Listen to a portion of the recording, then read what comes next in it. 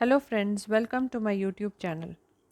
In today's video, we are going to discuss about lesson number 3, that is methods of calculating national income. दोस्तों, हम लोग आज lesson number 3 methods of calculating national income के बारे में पढ़ने वाले हैं ना।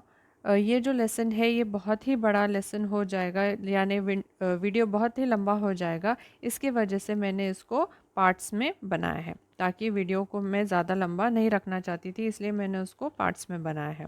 ठीक है, ये जो लेसन है आपके एग्ज़ामिनेशन पॉइंट ऑफ व्यू से बहुत इम्पॉर्टेंट है, तो प्लीज़ वीडियो को लास्ट तक देखिएगा।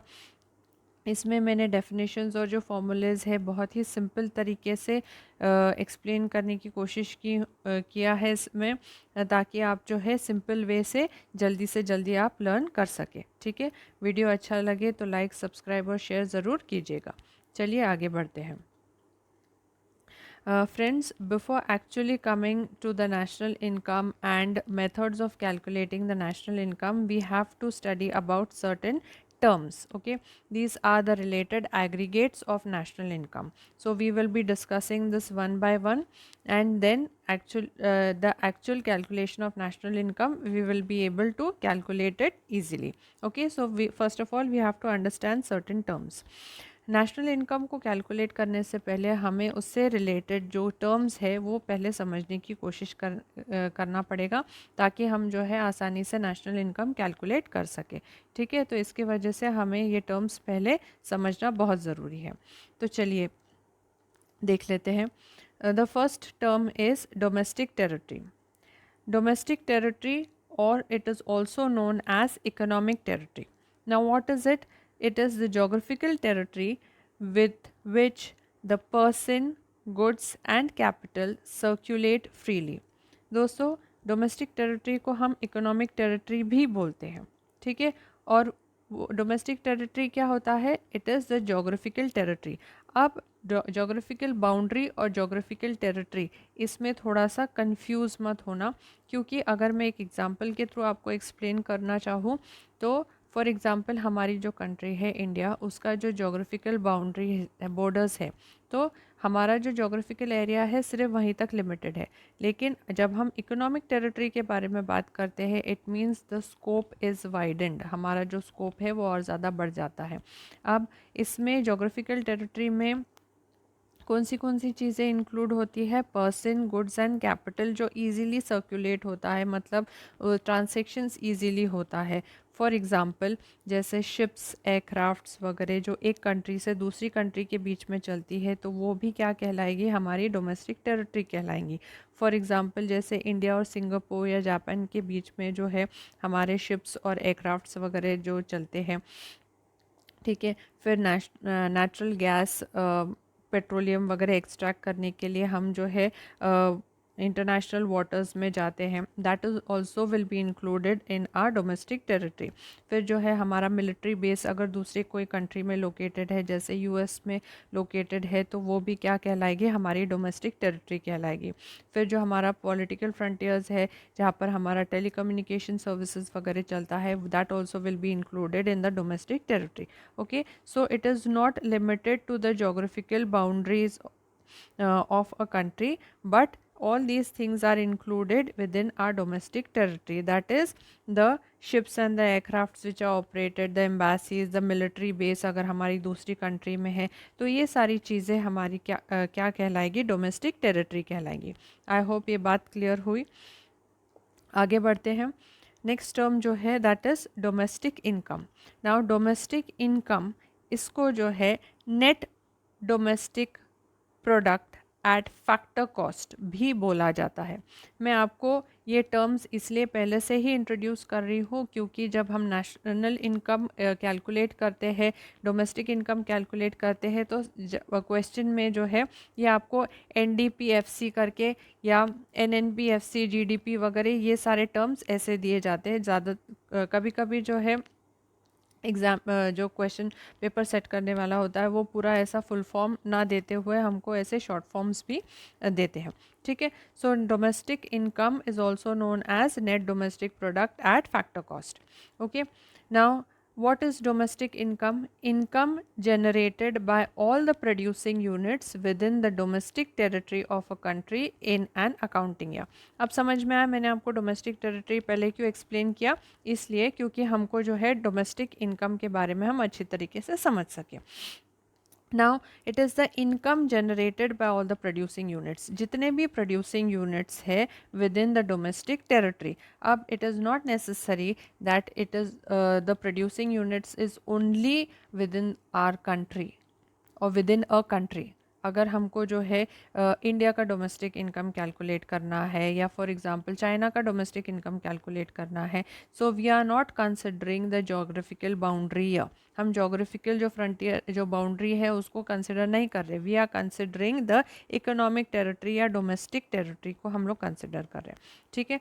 सो हमारा जितना भी इनकम प्रोड्यूस हो रहा है within the domestic territory of a country in an accounting year. ठीक है. एक अकाउंटिंग ईयर में जितना भी हमने इनकम जो प्रोड्यूसिंग यूनिट्स जनरेट करती है within the domestic territory that is known as a domestic income. ठीक है. और डोमेस्टिक इनकम का नाम और दूसरे तरीके से हम उसको कैसे बोल सकते हैं? That is net domestic product at factor cost. ठीक है. अब डोमेस्टिक इनकम को अगर हमको कैलकुलेट करना है, so how will we calculate? The formula is NDPFC is equal to CEO plus OS plus MI. अब देखने में एकदम भयंकर लग रहा होगा क्योंकि मैंने इसके शॉर्ट फॉर्म्स लिखे हैं. ठीक है. अब ये सारी चीज़ें क्या होती है ये भी हम देख लेते हैं. Now CEO, what is CEO? किसी कंपनी के CEO के बारे में बात नहीं कर रही हूँ मैं. ठीक है. The full form is compensation of employees. What are compensation of employees? It is the monetary and the non monetary benefits the employee receives from the employer. एक एम्प्लॉय जो है अपने एम्प्लॉयर से जितने भी monetary and non monetary benefits receive करता है that is known as a compensation of employees. अब भाई जब कोई भी एम्प्लॉय किसी कंपनी में या किसी इंस्टीट्यूशन में काम करता है तो उसको उस काम के बदले में उसको कुछ ना कुछ मिलता है ना. क्या क्या मिलता है उसको? वेजेस मिलते हैं, सैलरीज मिलता है, या रेंट फ्री अकोमोडेशन मिलता है, या प्रोविडेंट फंड या इंश्योरेंस स्कीम, लाइफ इंश्योरेंस वगैरह ऐसे कुछ जो है कंपनीज उसको अपने काम के बदले में रिटर्न में देती है. So this is known as what? Compensation of employees. ठीक है. Next is operating surplus. What is operating surplus? Income from property. Income हमको प्रॉपर्टी से जो भी इनकम मिलता है या हमको एंटरप्रेन्योरशिप से जो भी इनकम मिलता है that is known as a operating surplus. Okay. बात समझ में आई. ना प्रॉपर्टी से हमको क्या इनकम मिलता है? हमको रेंट मिलता है, हमको इंटरेस्ट मिलता है, हमको रॉयल्टी मिलती है. ठीक है. लैंड को रेंट मिलता है, कैपिटल को इंटरेस्ट मिलता है, एंड जो पेटेंट्स और जो कॉपीराइट्स है उसको क्या मिलती है? रॉयल्टी मिलती है. And the entrepreneurship, what does the entrepreneurship receive? The entrepreneurship receives dividends, corporate tax and corporate saving. Now ये सारी जो चीज़ें हैं मिलकर क्या बनता है? हमारा ऑपरेटिंग सरप्लस बनता है. ठीक है. Next is the mixed income. Income for the work done by self on own account. अब ये एक बहुत ही इम्पॉर्टेंट टर्म है मिक्स्ड इनकम. अब इसको मिक्स्ड इनकम क्यों बोला जाता है? अब मैंने आपको जो है प्रीवियस वीडियोस में बताया था कि 4 factors of income. What are the 4 factors of income? अगर आपको याद हो तो land, labour, capital and entrepreneurship. अब ये जो 4 फैक्टर्स ऑफ इनकम है ना, इसको अपने सर्विसेज के बदले में इनकम मिलता है. क्या मिलता है? लैंड को रेंट मिलता है, कैपिटल को इंटरेस्ट मिलता है, वर्कर्स को सैलरी या वेजेस मिलते हैं, एंड इंटरप्रेन्योरशिप को प्रॉफिट मिलता है. ठीक है. अब लेकिन जो है अगर ये एग्ज़ाम्पल सोचो कि ये सारा का सारा काम हम हमारा खुद ही कर ले तो. फॉर एग्ज़ाम्पल अगर मेरा खुद का बिज़नेस है जिसमें मैंने अपना खुद का पैसा लगाया है, मैं खुद ही उस बिज़नेस में काम कर रही हूँ, उसके लिए मैंने खुद की अपनी ज़मीन लगाई है. ठीक है. तो ये सारी चीज़ें तो मुझे ही मिलनी चाहिए ना. सही बात है ना. क्यों? क्योंकि प्रॉफिट भी मुझे ही मिलना चाहिए because I am the entrepreneur. मेरी ज़मीन है तो that is why I should get the rent. I am working for it so I should get the wages और सैलरीज. राइट. सो इस सिचुएशन में क्या होता है that we can not exactly calculate the wages या salary मुझे कितना मिला है. मैं अपने आप को कितना सैलरी दूंगी या मैं प्रॉफिट कितना दूंगी अपने आप को, मुझे जो है लैंड के ऊपर कितना रेंट मिलेगा। तो ये सारी चीज़ों को क्या बोलते हैं हम लोग, mixed income. This is for income for the work done by self on own account, in that case we call it as mixed income. तो यहाँ तक बात समझ में आई। तो इसमें जब हम डोमेस्टिक इनकम कैलकुलेट करते हैं, we are calculating what, CEO plus OS plus MI, that is compensation of employees plus operating surplus plus mixed income. Okay, I hope you all have understood till here. चलिए आगे बढ़ते हैं। Next term is the normal resident of a country. Now normal resident of a country कौन होता है? A normal resident of a country is a person or an institution. ठीक है, पहले सबसे पहले तो एक normal resident. Normal resident, it can be a individual or it can be an institution. Next, who is located in a country for more than 1 year. Now वो एक person हो सकता है, एक इंडिविजुअल हो सकता है, और it may be an institution, अगर 1 साल से ज़्यादा किसी कंट्री के अंदर लोकेटेड है। ठीक है, सो दैट पर्सन और that institution will be known as a normal resident of that country and whose economic interest lies in that country. Now what is the meaning of economic interest? Economic interest का मतलब ये होता है कि हम जो है हमारा काम करके हम लोग पैसे कमा रहे हैं, we are earning our salary और we are earning our living and we are also spending that amount in that same country. ठीक है, बात समझ में आई। For example, if I have got a job opportunity to work in Japan and I have gone there and have stayed there in Japan for more than 1 year, and my economic interest also lies there. It means that I am working there, I am earning my salary, and I am also spending my amount, my salary there on consumption or saving or whatever. और मेरा जो economic interest है, मैं वहाँ पर जो है अपना पैसा खर्च कर रही हूँ, मैं वहीं पे रह रही हूँ for more than 1 year, so I will be a normal resident of that country. समझ में आया? अच्छा, एक और कन्फ्यूजन में इधर आप लोगों की दूर कर देती हूँ, that what is the difference between a resident and a citizen. Now जो मैंने आपको एग्जांपल दिया, that I have got a job opportunity to go and work in Japan, but I am a citizen of which country? I am from India, so basically I will be considered as a citizen of India. Why?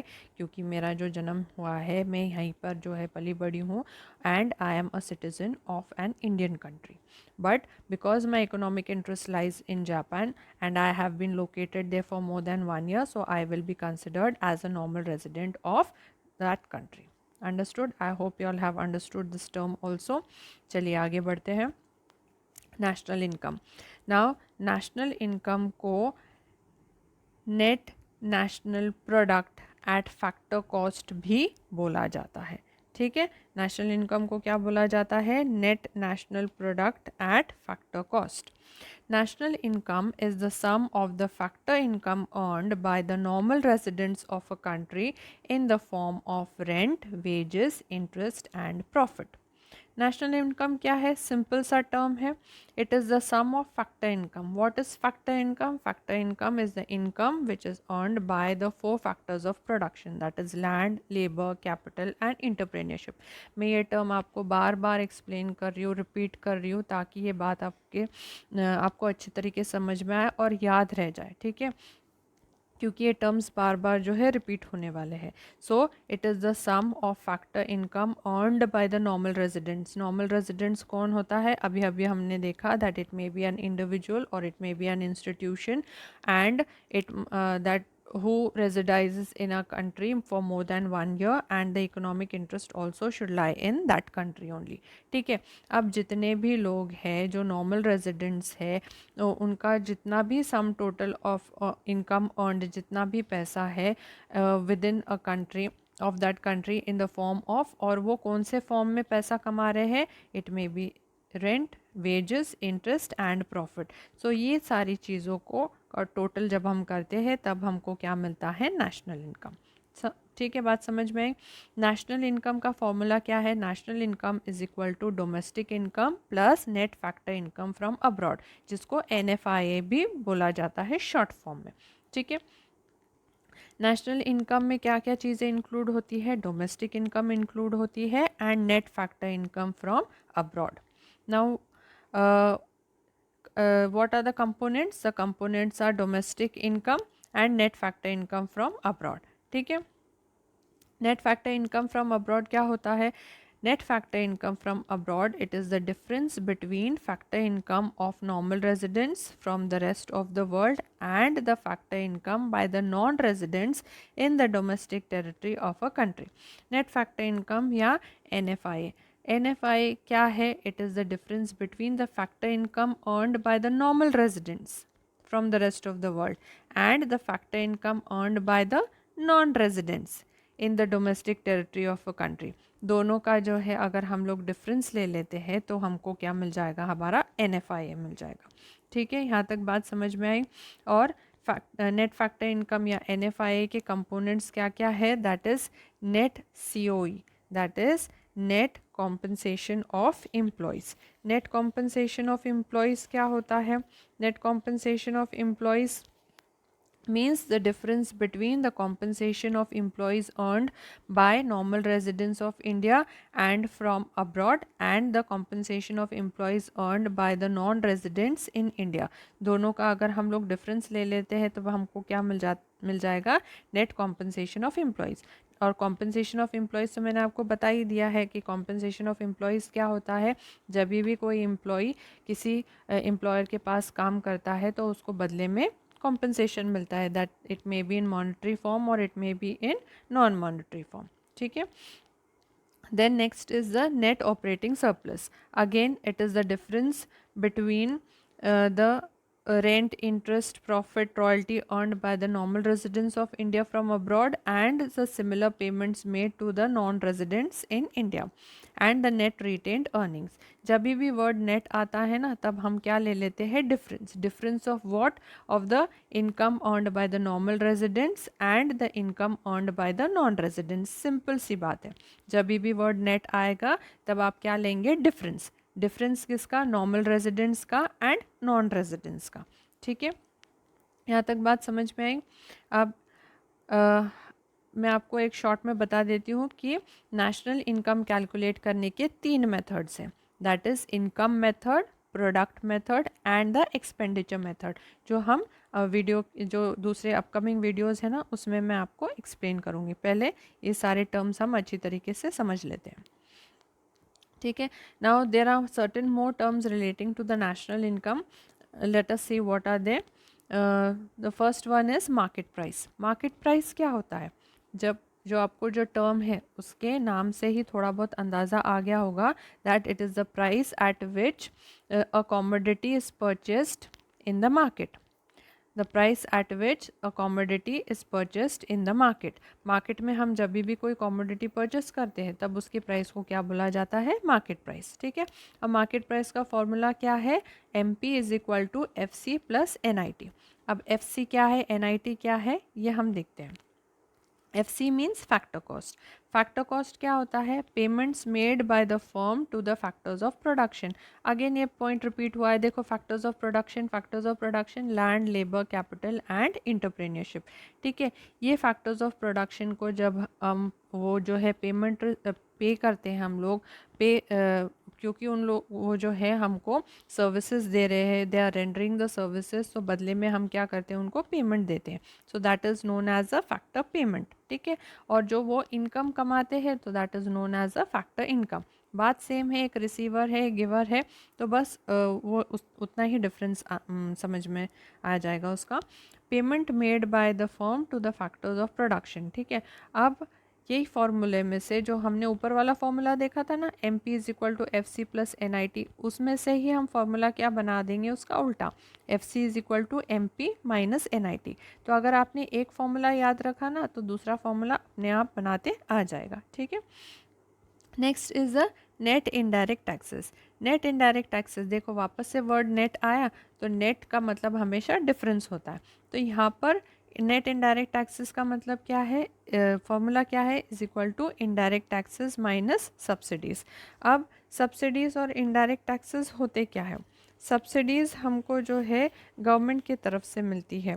जब भी for example, बहुत ही अच्छा example है हमारा, जो हम LPG gas cylinder खरीदते हैं ना, उस पे गवर्नमेंट हमको क्या देती है, सब्सिडी देती है। It means what, it is the financial assistance which the government और an enterprise gives on a certain commodity. Financial assistance, financially हमको गवर्नमेंट क्या कर रही है, हेल्प कर रही है, means we are getting some money back from the government, that is known as a subsidy.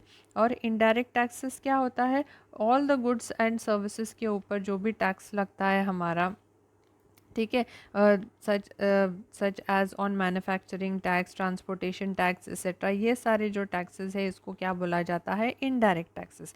Indirect taxes क्यों बोला जाता है, क्योंकि जो टैक्स का जो बर्डन है ना, वो प्रोड्यूसर या जो सेलर है वो किसके कंधों के ऊपर डाल देते हैं, बायर या कंज्यूमर के कंधे के ऊपर, सर के ऊपर डाल देते हैं। मतलब क्या है, उनको पे करने के बजाय, मतलब वो जो प्रोड्यूसर और जो सेलर है ना, वो खुद टैक्स नहीं पे करते, लेकिन वो टैक्स का जो पैसा है वो हमसे निकलवाते हैं। मतलब वो जो टैक्स का पैसा कौन पे करता है, हम बायर्स जो है, जो कंज्यूमर्स हैं, हमको वो टैक्स पे करना पड़ता है। इसके वजह से जो है उसको इनडायरेक्ट टैक्स बोला जाता है। अब जब भी कोई सामान खरीदते हो तो उसके ऊपर टैक्स लिखा हुआ रहता है, ठीक है, custom tax, excise duty tax, sales tax वगैरह। आप कोई भी सामान खरीदते हो तो अगर रिसिप्ट देखोगे, जो बिल देखोगे, उसमें सेल्स टैक्स वगैरह तो रहता ही है। So that is known as a indirect taxes. Okay, and the next and the last term for today is the gross domestic product. अब ये जो टर्म है ये आपने अपने पिछले साल भी पढ़ा होगा 11th स्टैंडर्ड में। Gross domestic product या GDP, it is what, it is the money value of all goods and services produced in a country during an accounting year। एक अकाउंटिंग ईयर के अंदर जो भी गुड्स और सर्विसेज प्रोड्यूस होती है, उस गुड्स एंड सर्विसेज की जो मनी वैल्यू है ना, उसको क्या बोला जाता है, gross domestic product.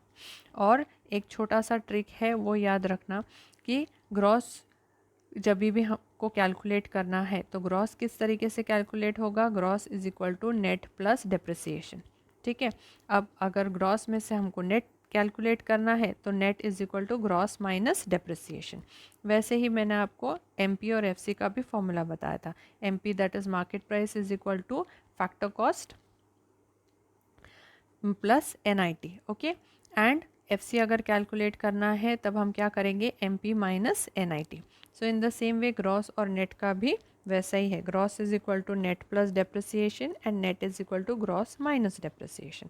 Okay, so that's all for today's video. Video अच्छा लगे तो लाइक, शेयर और सब्सक्राइब ज़रूर कीजिएगा। चलिए अब नेक्स्ट वीडियो में मिलते हैं।